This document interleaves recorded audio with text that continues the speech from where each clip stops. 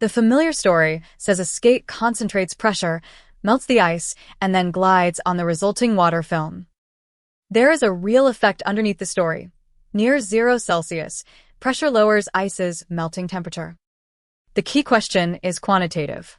How much pressure is needed for a useful temperature shift? Near the melting point, Clausius-Clapeyron relates the slope to temperature, volume change, and latent heat. Liquid water is denser than ice, so the volume change is negative and the melting curve slopes downward. Using reference values near 0 Celsius gives a latent heat of about 333.5 kilojoules per kilogram. The local linear slope is about minus 0.0742 degrees Celsius per megapascal. Under that near-zero linear approximation, 1 degree requires about 13.5 megapascals. 5 degrees requires about 67.4 megapascals. 10 degrees requires about 134.8 megapascals. This calculation is a local estimate near 0 Celsius. The IPWS melting curve is the authoritative relation farther away. A real blade does not load the ice uniformly. Local pressures can be much higher at small contact patches. Pressure melting is therefore not irrelevant. It may contribute locally under favorable conditions. But pressure alone does not explain skating across the full range of ice temperatures, speeds, and surface conditions.